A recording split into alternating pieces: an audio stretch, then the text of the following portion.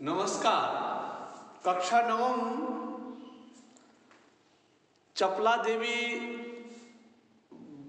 द्विवेदी युगीन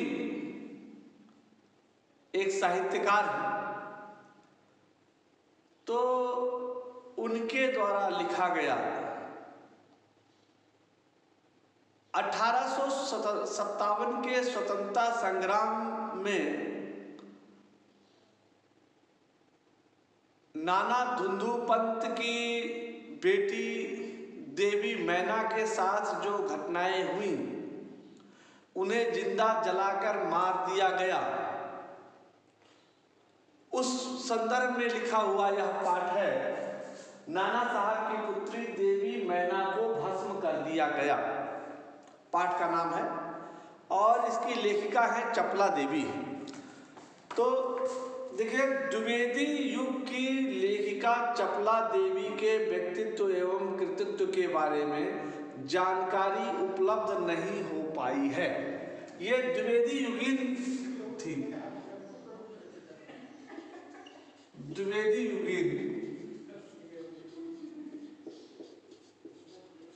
देखिए, हिंदी साहित्य को एक तो हिंदी गद्य साहित्य को कुछ भागों में बांटा गया है। तो पहला सबसे पुराना है द्विवेदी युग।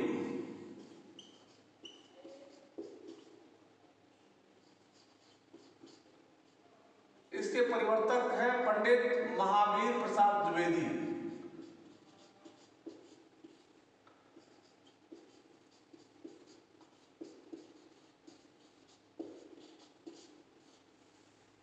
तो इनके समय की ये लेखिका थी। इनके व्यक्तित्व और कृतित्व के बारे में अधिक जानकारी नहीं है। स्वतंत्रता आंदोलन के दौरान पुरुष लेखकों के साथ साथ अनेक महिलाओं ने भी अपने लेखन से आजादी के आंदोलन को गति दी। उनमें से एक थी चपला देवी। कई बार अनेक रचनाकार इतिहास में दर्ज होने से रह जाते हैं। चपला देवी उनमें से एक है। यह एक ऐतिहासिक सच्चाई है कि 1857 की क्रांति के विद्रोही नेता धुंधु पंत नाना साहब की पुत्री बालिका मैना आजादी की नन्ही सिपाही थी, जिसे अंग्रेजों ने जलाकर मार डाला था। बालिका मैना के बलिदान की कहानी को चपला देवी ने इस गद्य रचना में प्रस्तुत किया है। यह गद्य रचना जिस शैली में लिखी गई है, उसे हम रिपोर्ताज का प्रारंभिक रूप कह सकते हैं। रिपोर्ताज ये हिंदी साहित्य की एक विधा है, गद्य साहित्य की। कई सारी विधाएं हैं, उनमें से एक है रिपोर्ताज। अब कौन कौन सी विधाएं हैं? जैसे उपन्यास, कहानी, रेखाचित्र, संस्मरण,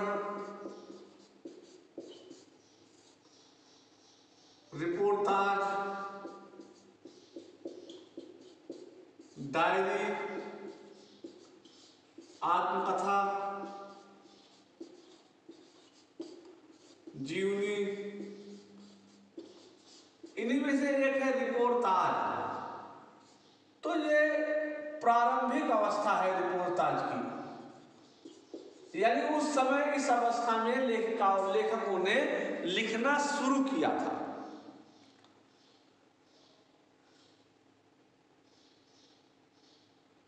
बालिका मैना के बलिदान की कहानी को चपला देवी ने इस गद्य रचना में प्रस्तुत किया है। यह गद्य रचना जिस शैली में लिखी गई है, उसे हम रिपोर्ताज का प्रारंभिक रूप कह सकते हैं।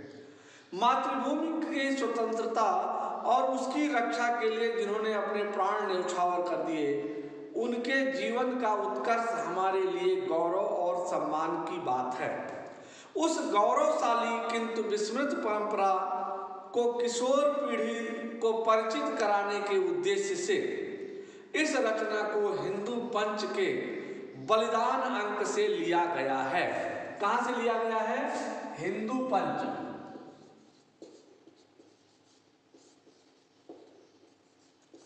बलिदान अंक।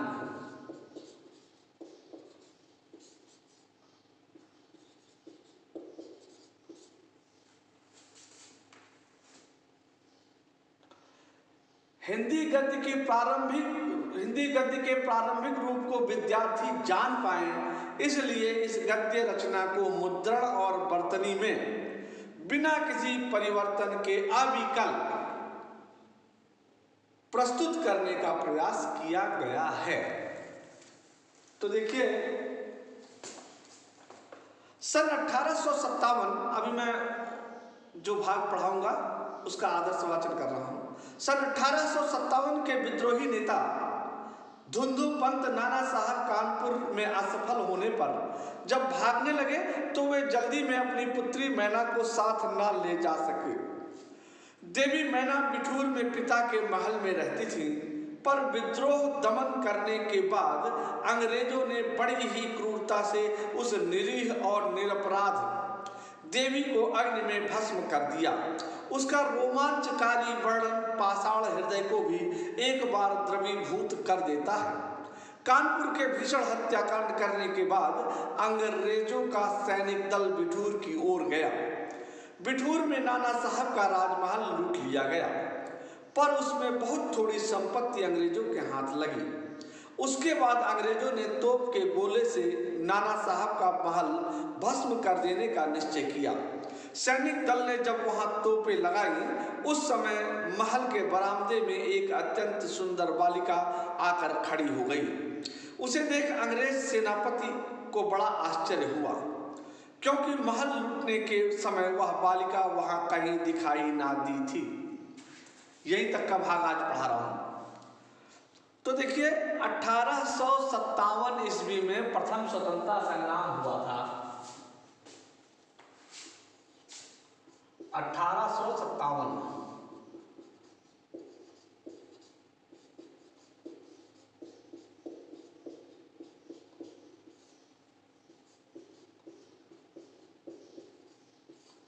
और इस संग्राम में जो विद्रोही नेता थे, जो नेतृत्व कर रहे थे, वे थे नाना धुंधु पंत।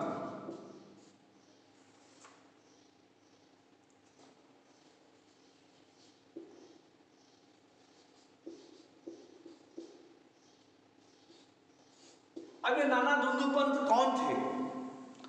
दरअसल बाजीराव पेशवा द्वितीय जब मराठा और अंग्रेजों के युद्ध में मराठा परास्त हो गए, तो उन्हें सहायक संधि स्वीकार करनी पड़ी, और उस सहायक संधि के अनुसार इनको कानपुर के बिठूर नामक स्थान पर भेजा गया। वहां एक किला दिया गया और कुछ जागीर दी गई, 1 लाख की पेंशन दी गई। तो बाजीराव पेशवा नए लश्कर महाराष्ट्र से कानपुर बिठूर आ गए। उनके कोई संतान नहीं थी। उन्होंने जो है धुंधु पंत को गोद लिया था। धुंधु पंत उनके भाई के ही बेटे थे, तो उनको गोद लिया। लेकिन जब लॉर्ड डलहौजी ने राज्य हड़प नीति अपनाई, तो उसका एक प्रावधान था कि जिसके उत्तराधिकारी नहीं है जिस राज्य का, उसके गोद लिए उत्तराधिकारी को ब्रितानी हुकूमत स्वीकार नहीं करेगी और उसके राज्य को अपने राज्य में मिला लेगी। तो नाना धुंधु पंत को पेशवा मानने से अंग्रेजों ने इनकार कर दिया। अब जब पेशवा मानने से इनकार कर दिया, तो 1857 का जो युद्ध हुआ, उसमें महारानी लक्ष्मीबाई, तात्या टोपे और पूरे देश के बहुत सारे वीरों के साथ जो महासंग्राम हुआ, उसका नेतृत्व नाना धुंधु पंत ने ही किया था। लेकिन जब वहां वो पराजित हो गए, तो उन्हें वहां से भागना पड़ा, और इस भागने की जल्दी में अपनी बेटी को छोड़ गए, भूल गए। अब जब बेटी को भूल गए, तो उसके बाद की ही कहानी इसमें है। तो नाना साहब कानपुर में असफल होने पर जब भागने लगे तो जल्दी में अपनी पुत्री मैना को साथ न ले जा सके। देवी मैना बिठूर में पिता के महल में रहती थी, पर विद्रोह दमन के बाद अंग्रेजों ने, देखो प्रारंभिक हिंदी है, रिपोर्टाज का प्रारंभिक रूप है पहले कहा गया। अब इसमें आप देखिएगा क्या अंतर है, जैसे आज के रूप में और उस रूप में क्या अंतर है, वर्तमान और उस समय। अब ये देखिए अंग्रेजों, हम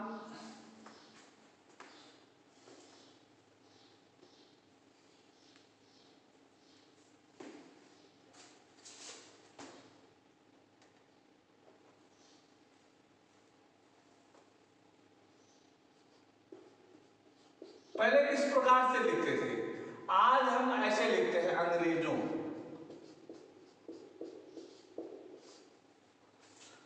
तो विद्रोह दमन करने के बाद अंग्रेजों ने बड़ी ही क्रूरता से उस निरीह और निरपराध देवी को अग्नि में भस्म कर दिया, अग्नि में जला दिया। उसका रोमांचकारी, अभी देखिए रोमांचकारी शब्द,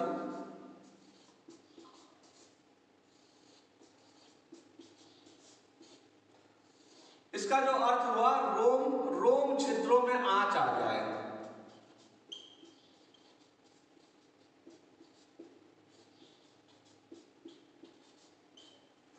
यानी कुछ ऐसी परिस्थितियां होती हैं, हर्ष, विस्मय, भय, काम, क्रोध, इन स्थितियों में हमारे रोम छिद्र रंध्र खड़े हो जाते हैं, रोम छिद्रों में आंच आ जाती है, और ऐसे वर्णन को रोमांचकारी वर्णन कहा जाता है।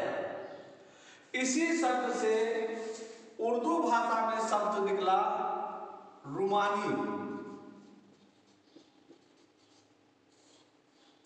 उर्दू, और इसी से अंग्रेजी में रोमांस, अंग्रेजी।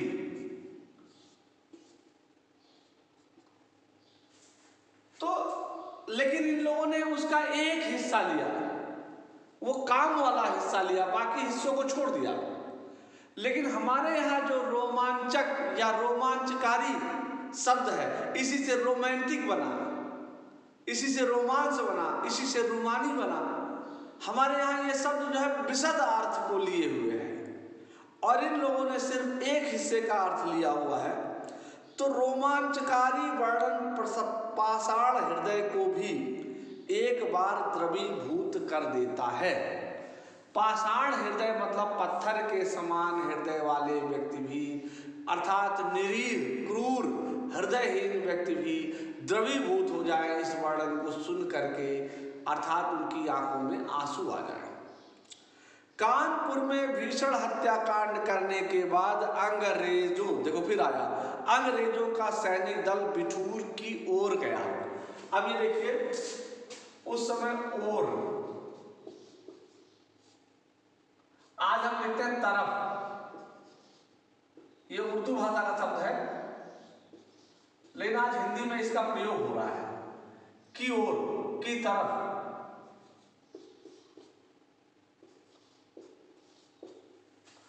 तो बिठूर की ओर गया।